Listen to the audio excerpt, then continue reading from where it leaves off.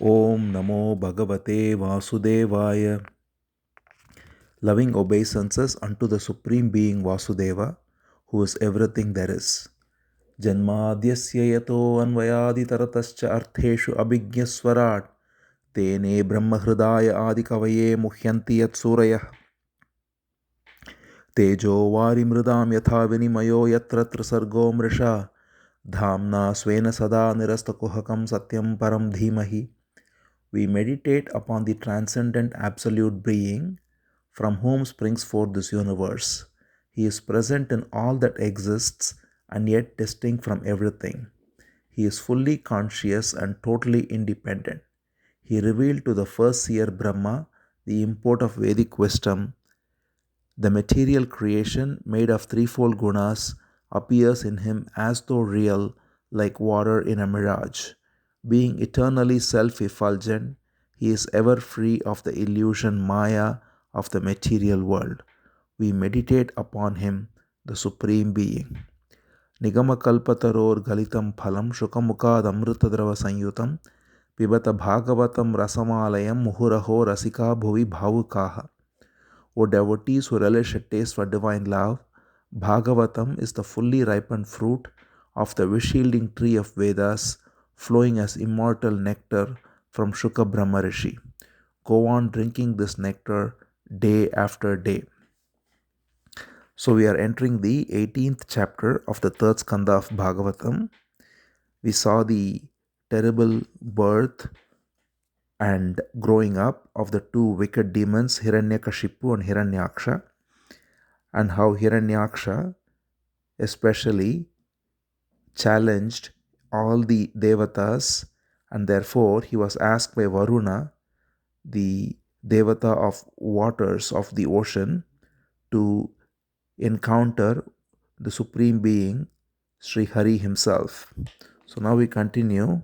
Hearing the words of Varuna, the arrogant demon Hiranyaksha said, I will indeed do that, and he had no concern that Varuna had said that he would be killed by Sri Hari. He would be, because Varuna had told him that go fight with the Supreme Lord and you will face your death. But he didn't heed the second part. This is symbolizing the ego. The ego, when it's so arrogant, whatever counsel is given, it ignores and simply goes forth, and that's what Hiranyaksha symbolizes. So he found out the whereabouts of Sri Hari from Narada himself. So it's very interesting that Narada tells Hiranyaksha the whereabouts of Sri Hari, because Narada always helps in the divine purpose, even though apparently it seems like Narada is helping Hiranyaksha by telling him the whereabouts of Sri Hari. He is fulfilling the divine mission of Hiranyaksha, finding Sri Hari so that he can be killed by Sri Hari.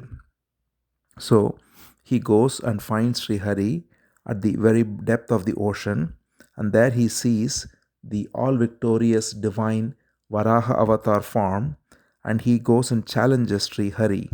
He says, he uses very disrespectful words, and he says, oh fool, you think you are so powerful, but you cannot escape me because I am the mighty demon and all the devatas are afraid of me, and therefore you, being the supporter of all the devatas, will also be defeated by me, and once you are defeated, all the devatas will also fall down like trees without root, because the root of all the devatas or all the elements of nature is the Supreme Lord. So he says, just as trees fall down when the root is cut, by cutting you off, I will ensure that all of them fall down. So this is the kind of great arrogance with which he is talking. Again, all this symbolizes the arrogance of the ego, which denies the existence of God and thinks it can lord over nature, and completely ignores the presence of the universal order, the universal intelligence, and thinks that it can lord it over. So this attitude, which is seen all the time, is what Hiranyaksha represents, and in his arrogant statements to the Supreme Being. So, thus saying, he was running behind Sri Hari, and this Hiranyaksha, who runs behind Sri Hari, then engages with Bhagavan, and Bhagavan sees him approaching with his mighty mace, this humongous demon. He is approaching him with his mighty mace, and Bhagavan simply plays with him. It is said that Bhagavan was simply playing with him like playing with an angry serpent. So when there are very expert snake charmers, they, even when there is a very angry serpent, they are very capable to play with it without killing the serpent for some time, and only when necessary they kill the serpent.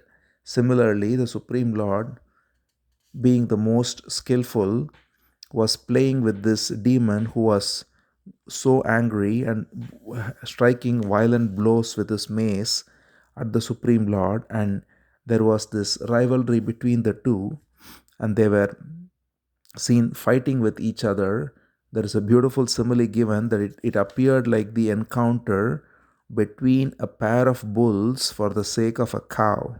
So here, the cow is given as the metaphor for earth, and it is quite appropriate because, in fact, the word in Sanskrit for cow and for earth is go or gao.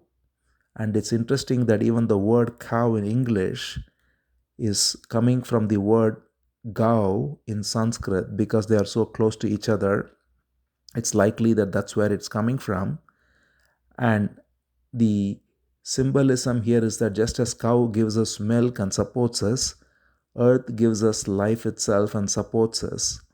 And this earth is what is the point of contention in this apparent fight, because as it was already revealed, this demon had taken earth down to the depth of the ocean, and the Supreme Being in Varaha Avatar is retrieving earth, symbolizing, as we already discussed, how one who is so materially obsessed, Hiranyaksha, with an eye only for wealth, submerges the whole world, as it were, in the ocean of chaos, and it is then retrieved only by surrendering to the Supreme Being, who brings forth order and removes this ego which brings the chaos. So that's the symbolism, and therefore that's expressed as cow.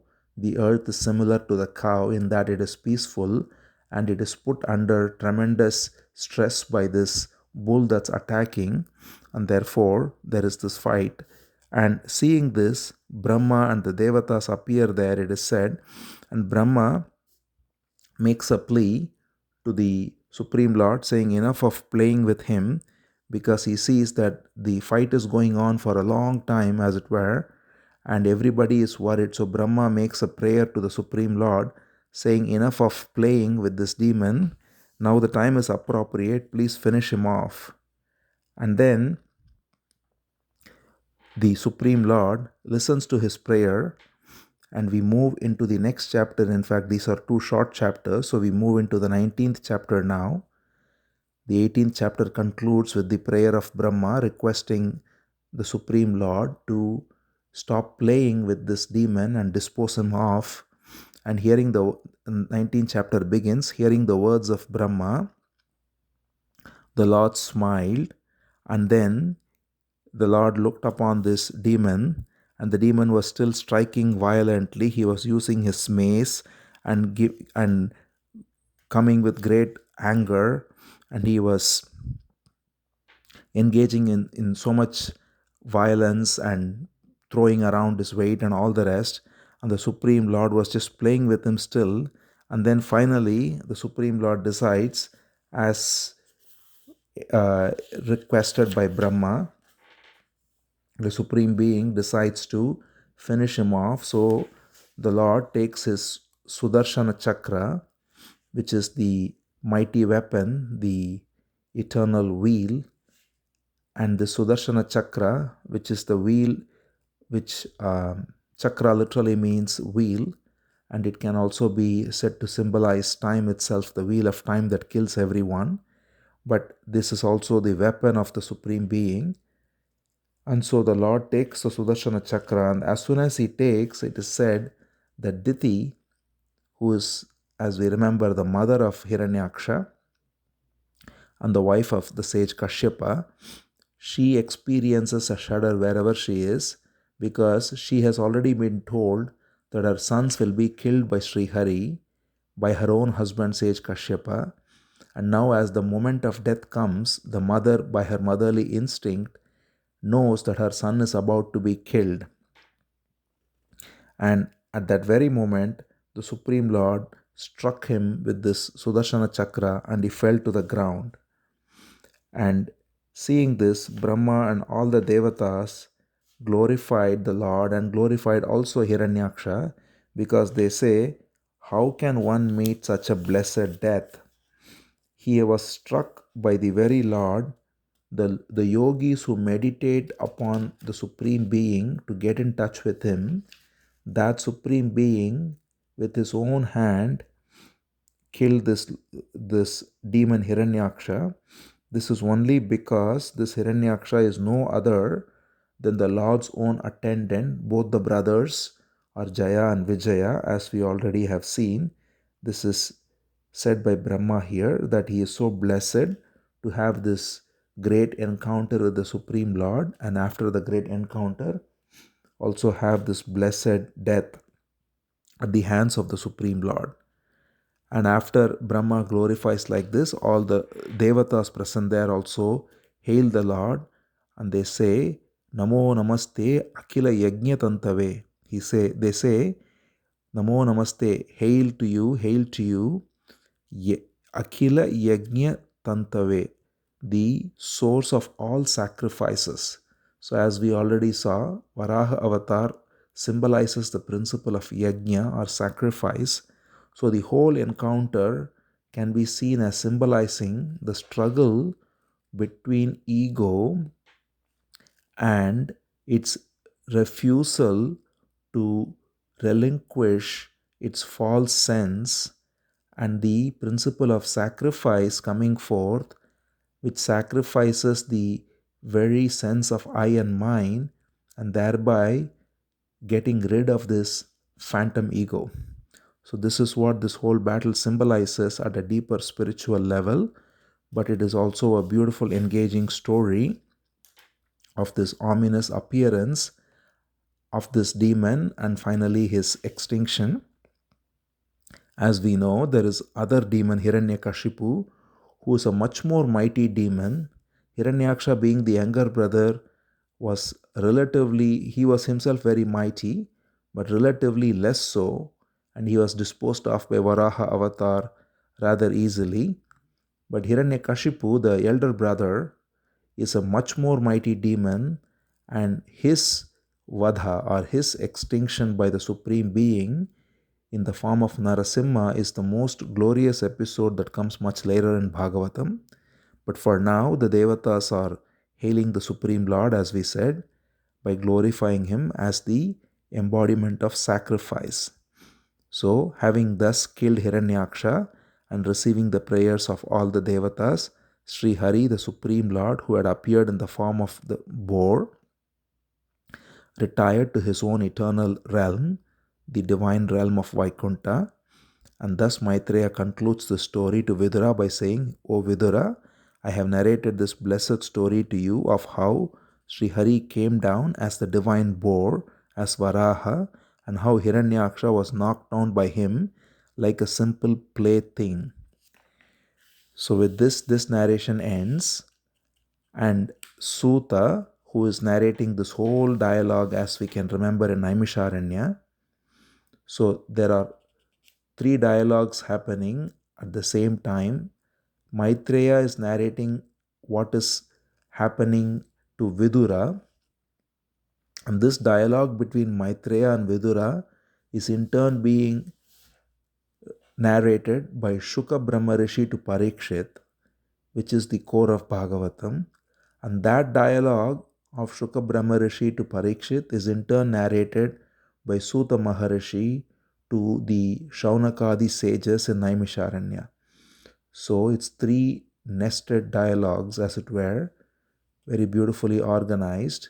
And now we are shifting the scene to Suta Maharishi, who is reporting this dialogue of Maitreya through the dialogue of Shuka Brahma Rishi, and he is doing that to Shaunakadi Rishis.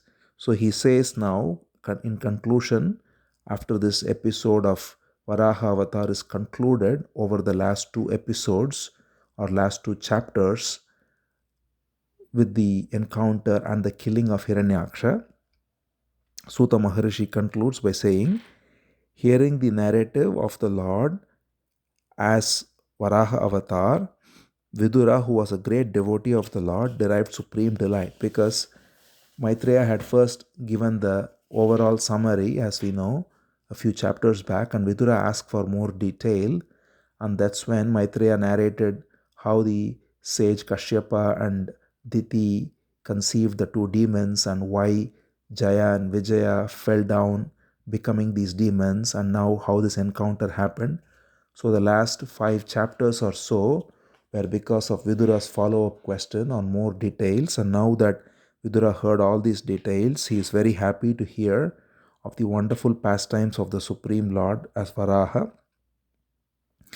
And then Suta Maharishi concludes by saying, it's a great joy to hear the account of all virtuous souls and of all pious beings even, then what to speak of listening to the account of the Supreme Being himself? Because even if we listen to the story of a great devotee, it is so beautiful to hear. When we hear directly of the exploits of the Supreme Lord, how much more beautiful it is what Suta Maharishi is exclaiming. Because he says, the Supreme Lord quickly delivers whoever is in trouble and removes the trouble they have. And he alludes here to another beautiful incident that comes much later by saying the Lord quickly delivered from a difficult situation the lordly elephant, Gajendra, who was seized by an alligator. And when the elephant fixed his mind on his lotus feet, the Lord delivered the elephant by killing the alligator. This is a beautiful incident, again, that comes in Bhagavatam later, where the elephant, again with deep symbolism, where the elephant represents the individual being caught in the snare of the senses, which is the alligator. And when finally it surrenders, the individual being surrenders, then the Supreme Lord gets rid of all the attachment to sensory pleasures by getting rid of this alligator, as it were. And so this incident is also referred to by Suta here to say that the Supreme Lord exhibits such wonderful pastimes, and it is great to hear these pastimes. And therefore he concludes that who can ever be not interested in listening to these stories or devoting oneself to such a great being, such to the Supreme Lord, who is easily available through simple devotion. And therefore he says, O holy sages, he is speedily and completely absolved from all sins who listens to or sings the story of this wonderful pastime of Hiranyaksha being killed. So anyone who listens to this story, this wonderful story, because the story, as we said, it's a very beautiful, engaging story, but also it symbolizes the very extinction of the false ego through the principle of sacrifice, by completely surrendering and invoking sacrifice of I and mine, and thereby getting rid of this false sense of I and mine. Therefore, by listening to the story and understanding its symbolism, Suta says one is speedily and completely absolved from all sins, and he is ever situated in peace. And he concludes by saying this most sacred narrative gives extraordinary merit, fame, longevity. So this is called Palashruti, listening to such episodes every once in a while in Bhagavatam. It doesn't come for all chapters, but a few chapters are so special because it invokes the highest principle, and because Varaha Avatar is one of the 10 principal avatars, and we have seen the detailed exploits of the Lord in this avatar, concluding with this chapter. It is glorified by saying that this most sacred narrative, just listening to this, gives extraordinary merit, wealth, fame, longevity, and whatever one desires, and it promotes all organs of action, senses, and everything. So, simply listening to this episode, as we have all done, is not only a great spiritual sadhana, but it is said that it also gives, even at the material plane, all these great merits free of the taint of ego. So the verse beautifully says, Etan mahapunyamalam pavitram dhanyam yashasyam padamayur ashisham pranendriyanam yudhishaurya vardhanam narayano ante gatiranga shrunvatam. Nice verse again. Etan mahapunyamalam pavitram, this pure and spotless divine story, dhanyam yashasyam padam ayur ashisham. So it's very blessed, and it gives fame, wealth, and long life as well. Pranendriyanam yudhishaurya vardhanam. So prana, indriya, so life energy and the senses are all made strong by simply listening to this. Narayano ante gatiranga shrunvatam. By simply listening to the story of Narayana, and especially by remembering Narayana in the last moment of one's life, one is given the highest realm of Vaikuntha. With this, we completed 2 chapters today, 18 and 19 of Srimad Bhagavatam's 3rd Skandha, and the glorious Varaha Avatar has been seen in detail, concluding with this chapter. Om Namo Bhagavate Vasudevaya.